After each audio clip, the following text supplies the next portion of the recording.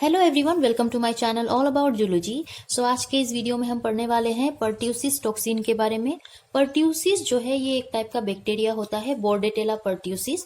ये बैक्टीरिया जो है हुपिंग कफ कॉज करता है और ये बैक्टीरिया के हेल्प से एक टॉक्सिन सब्सटेंस जो है ये रिलीज होता है इन्फेक्टेड पर्सन में, जिसका नाम होता है पर्ट्यूसिस टॉक्सिन। और ये पर्ट्यूसिस टॉक्सिन एक AB क्लास एक्सोटॉक्सिन होता है। बेसिकली एक्सोटॉक्सिन का मतलब है कि एक पॉइजनस प्रोटीन होते हैं। ये टॉक्सिन जो है पॉइजनस प्रोटीन होते हैं जो बैक्टीरिया के द्वारा रिलीज किया जाता है और ये जो है होस्ट के सेल को डैमेज करने में रिस्पॉन्सिबल होते हैं। हुपिंग कफ कॉज करता है और ये क्या करवाता है, इन्फेक्टेड पर्सन का जो रेस्पिरेटरी ट्रैक्ट है उनमें जो सिलिएटेड सेल्स होते हैं उसको ये डैमेज करता है। इसके बारे में डिटेल में जान लेते हैं।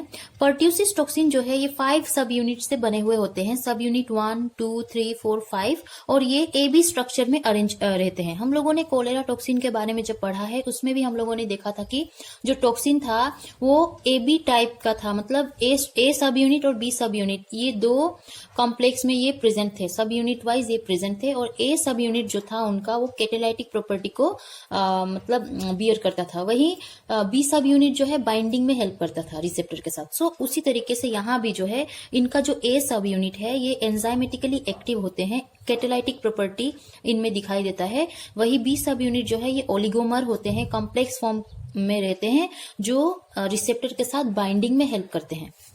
यहाँ पर जो है पर्ट्यूसिस टॉक्सिन के लिए जो है स्पेसिफिक रिसेप्टर अभी तक आइडेंटिफाई हुआ नहीं है, बट ये जो टॉक्सिन है ये सेल सरफेस रिसेप्टर के साथ बाइंड करते हैं, लाइक साइलोग्लाइकोप्रोटीन या आप सियालोग्लाइकोप्रोटीन भी बोल सकते हो। ये as a receptor pertussis toxin में देखा जाता है। और बेसिक स्ट्रक्चर जो है इनका इस तरीके से होता है। इनका S1 जो सब यूनिट 1 है ये कैटालाइटिक सब यूनिट होता है, आगे जाके यही जो है फंक्शन करता है।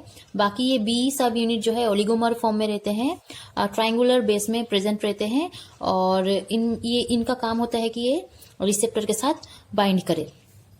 बेसिक हम पाथवे पहले देख लेते हैं। अब जो यहाँ पर पाथवे हम देखेंगे वो एजिटी का कोलेरा टॉक्सिन जो हमने पढ़ा है उनके जैसा ही है। आई होप आप लोगों ने उस वीडियो को अभी तक देख लिया होगा। वहां पर भी हम लोगों ने यही पाथवे पढ़ा था। ये जो होगा रेस्पिरेटरी एपिथेलियल सेल्स में होगा, ठीक है।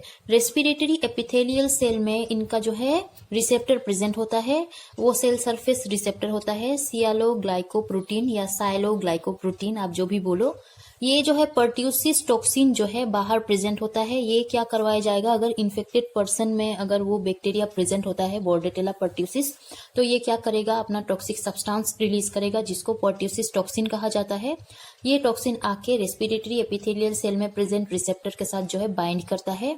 अब यहाँ पर जो है एंडोसाइटोसिस ऑकर होता है। हम लोगों ने एंडोसाइटोसिस के बारे में पढ़ा है। क्या होता है कि इनके सेल का मेम्ब्रेन जो है उनमें एक इवेजिनेशन होता है जिससे ये बेग लाइक स्ट्रक्चर फॉर्म होता है जिसको एंडोजोम कहा जाता है। उसी के हेल्प से ये टॉक्सिन अंदर आते हैं, उस एंडोजोम के अंदर ये प्रेजेंट होते हैं। अब ये जो एंडोजोम है ये टॉक्सिन को लेके क्या करेगा, ट्रेवल करेगा। रेट्रोग्रेड ट्रांसपोर्ट के हेल्प से ये पहले गोल्गी अपैरेटस में जाएगा, उसके बाद ये एंडोप्लाज्मिक रेटिकुलम में जाएगा।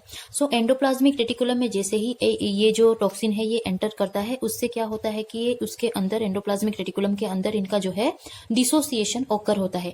डिसोसिएशन का मतलब है इनका जो दो सब यूनिट है A और B ये दोनों आपस में अलग हो जाते हैं, लाइक टूट जाते हैं।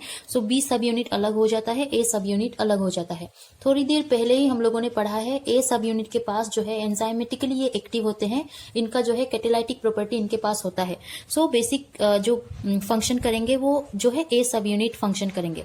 B सब यूनिट का जो है अभी फिलहाल कोई काम नहीं होता है। A सब यूनिट जैसे ही टूटता है, अलग होता है, ये एंडोप्लाज्मिक रेटिकुलम से बाहर निकलता है। एंडोप्लाज्मिक रेटिकुलम से बाहर निकलते ही इनका टारगेट होता है कि ये GPCR के साथ बाइंड करे। इनके पास ये कैपेसिटी होता है कि ये ADP राइबोसाइलेशन करवा सके। ये किसका ADP राइबोसाइलेशन करवाएगा, ये GPCR के जो अल्फा सब यूनिट है उसमें जाके बाइंड करके उसको ये क्या करवाएगा, एक्टिवेट करवाएगा, ADP राइबोसाइलेशन करवाएगा। मतलब ये जो है ADP राइबोज मोइटी एक जो है ऐड करवाता है इस अल्फा के पास, जिससे क्या होता है कि जब अल्फा एक्टिवेट होता है, हम जानते हैं GPCR का पूरा फंक्शन हम लोगों ने पढ़ा है। GPCR अभी इनएक्टिव था, जब उसके साथ जीडीपी बाइंड किया हुआ था, बट ये जो है ये एज अ लिगान यहाँ पर जाके जब बाइंड करता है तब ये अल्फा जो सब यूनिट है ये एक्टिवेट होते हैं, जिससे जीडीपी हट के जीटीपी बाइंड करता है। तो हमें क्या मिलता है, ये जी अल्फा जीटीपी सब यूनिट मिलता है। हम अच्छे से फंक्शन जानते हैं जीपीसीआर का। आई होप आप लोगों ने पहले का जो जीपीसीआर का वीडियो है मेरा वो देखा होगा। सो यहाँ पर जी अल्फा जीटीपी सब यूनिट हमें मिल चुका है। ये अब आगे जाके एडिनाइलेज साइक्लेज के पास जाएगा, बाइंड करेगा, जिससे एडिनाइलेज साइक्लेज भी एक्टिवेट होगा। ये सारा जो है मेम्ब्रेन में ही प्रेजेंट होते हैं। ये एडिनाइलेज साइक्लेज जैसे ही एक्टिवेट होता है ये केम का सिंथेसिस करवाता है, साइक्लिक एडिनोसिन मोनोफॉस्फेट। केम पाथवे में भी हम लोगों ने अच्छे से पढ़ा है इसके बारे में। CAMP केम जो है ये एडिनाइलेज साइक्लेज के हेल्प से फॉर्म होता है। किससे ये फॉर्म करता है, एटीपी के हेल्प से ये फॉर्म करता है। एडिनाइलेज साइक्लेज के हेल्प से जो है केम का सिंथेसिस हो चुका है। केम जैसे ही एक्टिवेट करेगा एज अ सेकेंडरी मैसेंजर ये पीकेए को एक्टिवेट करवाता है। पीकेए जो है प्रोटीन काइनेज ए, ये काइनेज होता है, मतलब ये आगे जाके फॉस्फोराइलेट करवाएगा और भी किसी को, ठीक है। प्रोटीन काइनेज ए जैसे ही एक्टिवेट होता है ये CFTR जो होता है चैनल, जो हम लोगों ने कोलेरा टॉक्सिन में पढ़ा है। वहां पर भी CFTR था। CFTR जो है cystic fibrosis transmembrane conductance regulator, ये क्लोराइड आयन का जो है चैनल होता है। जब ये ओपन होता है, जब पीके इसको फॉस्फोराइलेट करता है तब ये एक्टिवेट होके क्या करता है, ओपन होता है, जिससे ये क्लोराइड आयन सारे जो है बाहर निकलते हैं।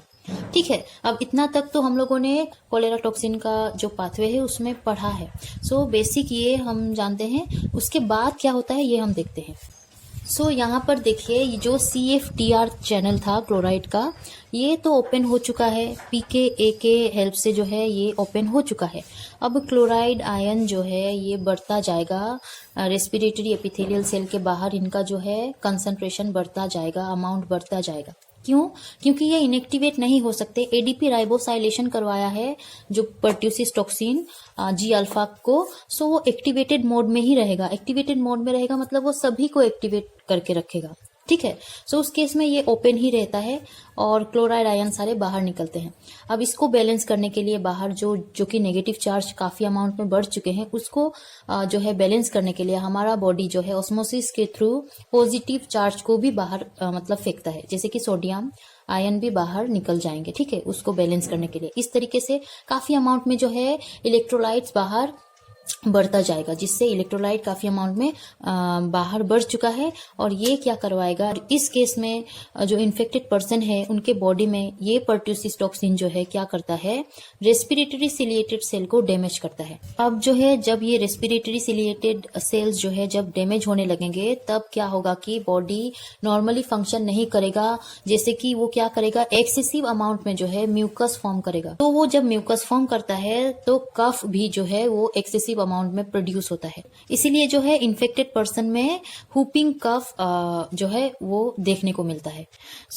पर्ट्यूसिस टॉक्सिन इस तरीके से इन्फेक्टेड पर्सन के रेस्पिरेटरी ट्रैक्ट में जो है अपना मैकेनिज्म शो करते हैं। आई होप आप लोगों को समझ आया होगा। अगर समझ आया हो और अच्छा लगा हो तो इस वीडियो को लाइक कीजिए, मेरे चैनल को सब्सक्राइब करना प्लीज मत भूलिएगा। टिल देन पढ़ते रहिए। Take care and bye bye.